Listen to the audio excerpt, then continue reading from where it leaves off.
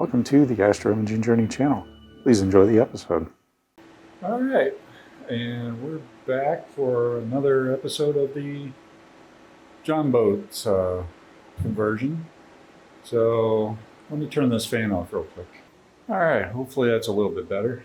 And didn't put the mic on, so hopefully the audio is pretty good.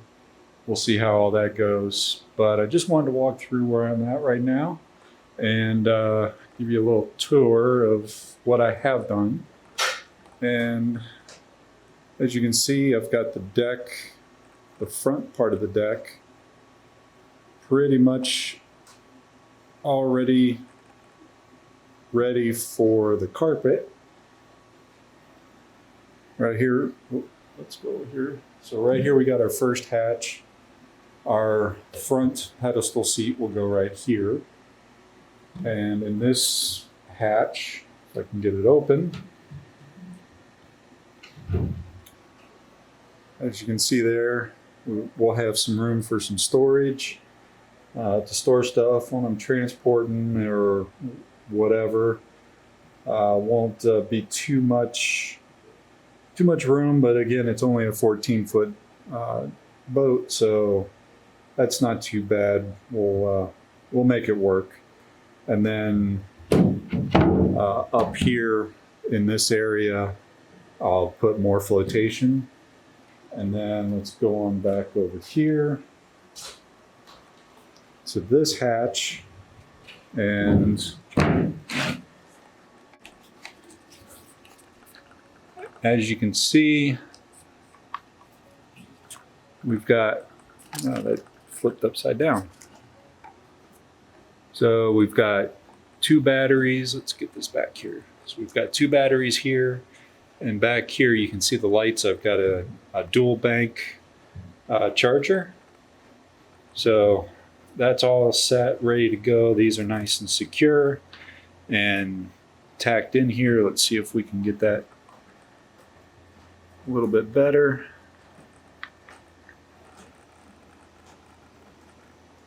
There we go. So that should be nice. I've got a nice ground plug over here and a positive over here. Now these right now are just powering some lights up there, which I'll show you here in a second. And then right here, I will be putting another, a 1/2-inch panel. Oh, I got to put a brace on that one. So I'll be putting a 1/2-inch plywood panel here, and then on the front of that, I will mount this AC plug adapter so that the charger can stay plugged in to this, and then I can just run the extension cord and have a relatively water-sealed plug. It's a no-code GCP1. And that'll be nice to have, and I don't have to worry about opening the hatch and hooking up the charger or clamping chargers on after every trip. So that'll be nice. Clearly, I still have some cleanup to do down here, but you can see over here I've already got most of my wiring completed, and let me show you that. Let me get this set down. A little precarious.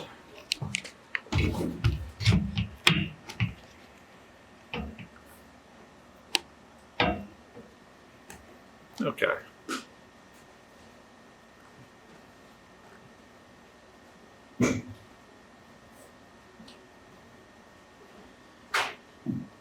All right, so as we can see here, I've got a switch here and a switch panel here. So like I'm going to do over here, where I'm going to put a 1/2-inch plywood on there to mount the plug and seal this area off.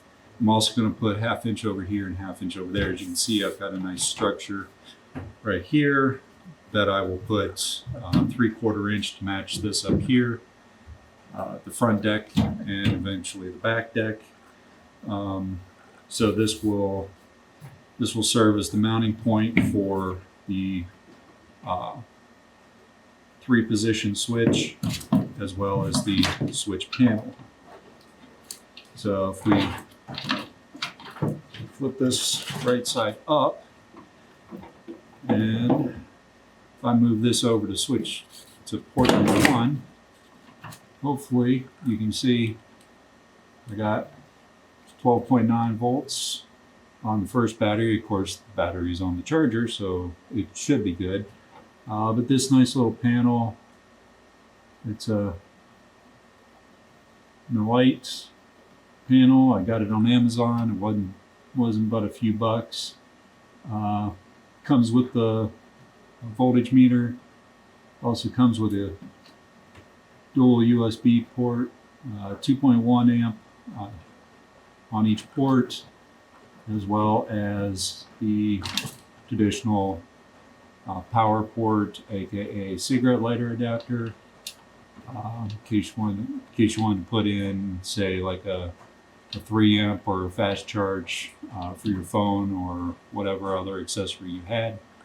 And then as well down here we've got several switches. So like my depth finder will be on here so that it's not constantly drawing power. I think that's one of the reasons why my battery, when I wasn't fishing, would be sitting here. If I didn't have it on the charger, the battery would get drained. I think it's because even though the depth finder, aka fish finder, was constantly hooked up and drawing power even though it was off. I also have some lights which are not currently working.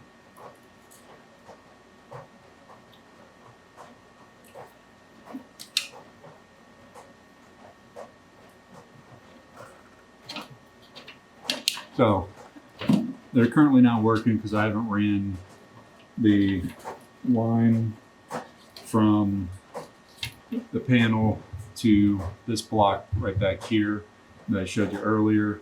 But once I do that, I've got some light strips in the battery compartment as well as the front hatch.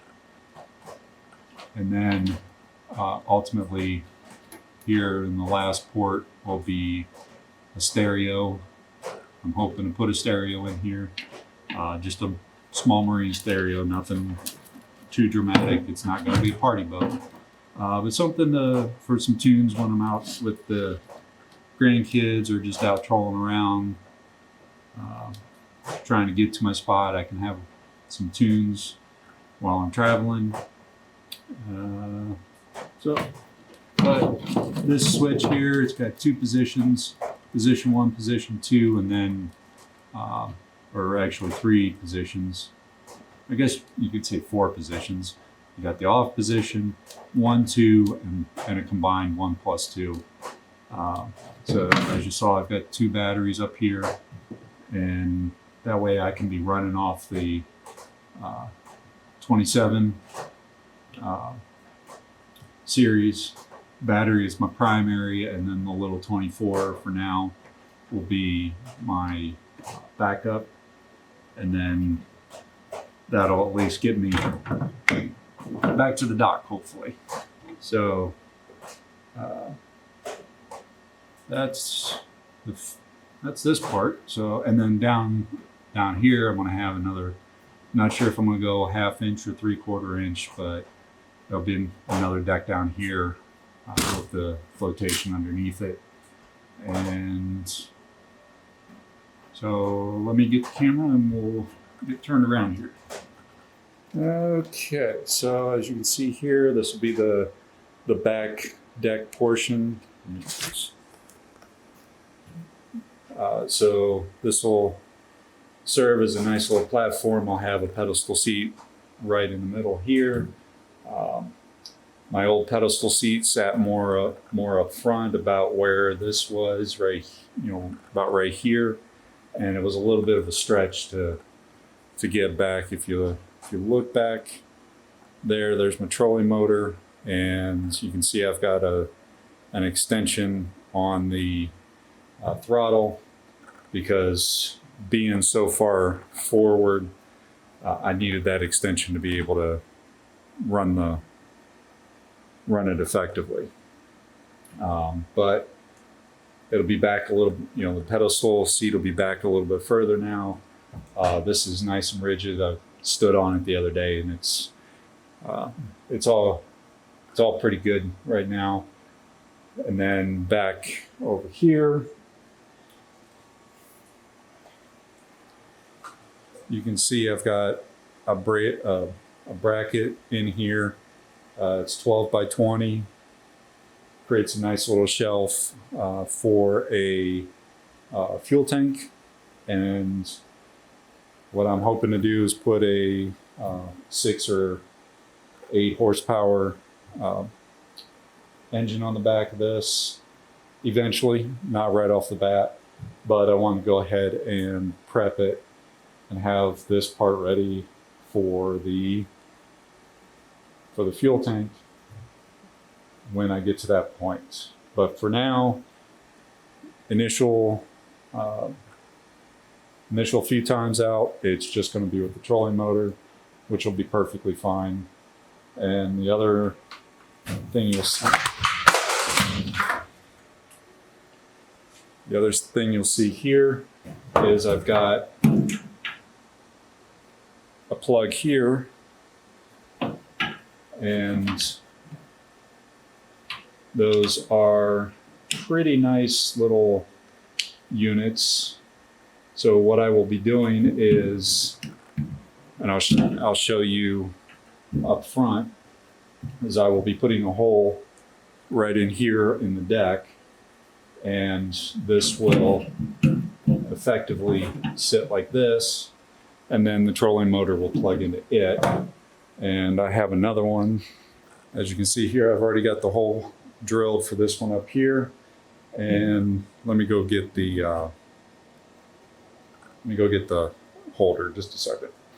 Okay, so here you can see the nice little receptacle. Let's put this down. I'll try to show you on the camera here.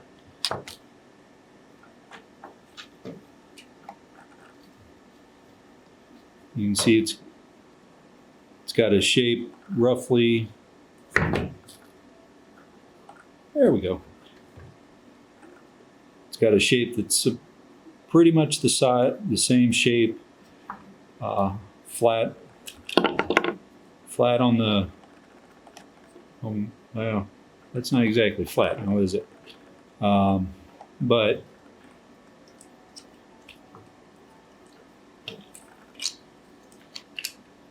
I'll need to, come on, focus.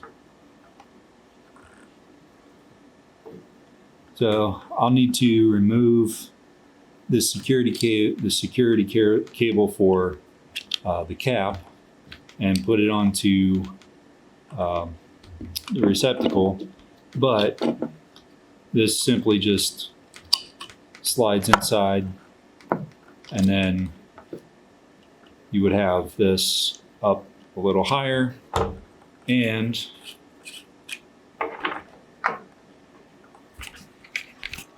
as you can see here, it's nice flush mount, or pretty close to flush mount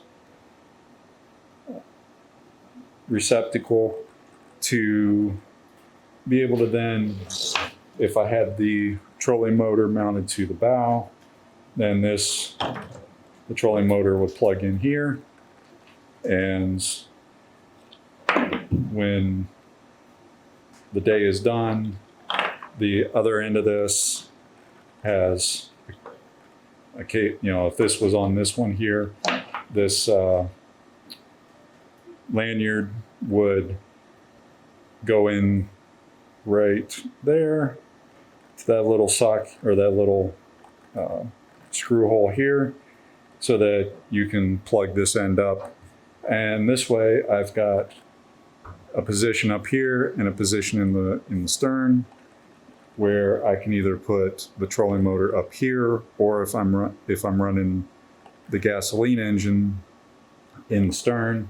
And conversely, if I'm just going to be out on an electric only lake or pond or whatever, then I can run the trolling motor in the rear and have it plugged in back there as well. And they're both connected up to that switch, so they would both have power at the time I switch power on. So let me put this away and we'll be right back. All right, so now you might be wondering, why is there a color difference between the hatch panel and the decking? That is because I won't say I screwed up, but I had a can of oil-based spar urethane that I was doing the deck with, and when I got done with the top side of the deck here, I had run out, or almost run out, and I ran out, and I didn't know, or I didn't have enough to finish the underside. And I went and got some more spar urethane, and lo and behold, it's water-based, and it dried more clear as opposed to stained. So these are all urethane now, at least the front is, so it's ready for carpet. I do have carpet in the shed. It's ready to go when I get to the point, but I'm now to the point after I secure that one post and clearly do a lot of cleanup with all the metal shavings and pop rivets, bars, and all that good stuff. I need to cut my 3/4 inch piece for here and there, as well as the back deck, and get those urethaned. And once all of that is complete, then I will be able to possibly carpet. I'm not sure. Probably will hold off on carpeting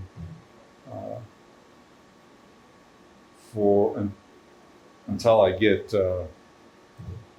some of the panels, like the 1/2 inch panels and the flooring done. But the first two parts I want to get done right now is this one here, that one there, and then the back deck as well. So those three pieces I will probably be doing later tonight. I'll be cutting those, and then once those are done, I will cut the floor here out and get it urethane. That will be the next step after those. And I will probably do a dry fit and make sure everything is good. Measure out what I need for the 1/2 inch boards to create side panels here, there, up front, or in the rear, as well as back here. Back here, simply because like I said, this is all going to be filled with flotation, so I don't want any of that shifting out to where the fuel tank would be. And then I will need another panel, or another 1/2 inch panel here. And then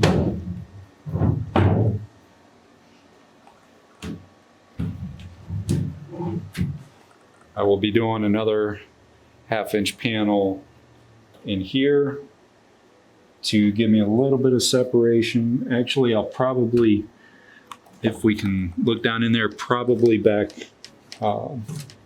there, just so that I can maximize this amount of space here and here to, come on, focus in. There we go. You know, to put like tool or tackle boxes and life jackets and all those good things that we need to do, or we need when we go fishing. it'll give me enough room in here for that, as well as in here. And then up front here, you really can't see too much. It's kind of dark, but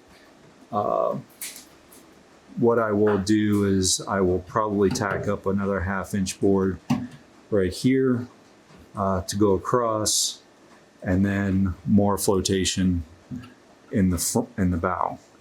And hopefully that will give me enough flotation that if something were ever to happen, at least the boat won't be on the bottom of the lake. It'll be near the top and it can be recovered. So as you can see, I've already got that ran. So most of my electrical is done. I've just got one connection to do and a radio to purchase. But yeah, I think it's coming along pretty good. Just wanted to give a little update video. I haven't really filmed too much of it. There's a ton of other tutorials that are out there, and they do a much better job than what I would do in explaining things and all that. So I just wanted to more document the progress that's been made, and so that you can kind of see how the skeleton came together and what it kind of looks like and what my plans are for this particular boat. Clearly everybody's needs are different, and maybe you'll want to put a hatch up here. I've seen some guys actually cut into here and put a recessed foot control for their bow mounts. Trolling motor, I'm not going to worry about that simply because the trolling motor I have, I will probably end up getting a second one for the bow. I just don't know if it'll have a foot control or not. And usually Tina's the one in the front and I'm the one in the back. And I already asked her, and she said if we could swap places. So she doesn't sound like she wants to drive too much. She just wants to go out, be on the lake, get a little sun, do a little fishing, have some fun, and not have to worry about driving the boat. So, which is perfectly fine. But I think having a deck like this will be really nice. Especially for like the grandkids or whatever, because let me get the pedestal seat bases.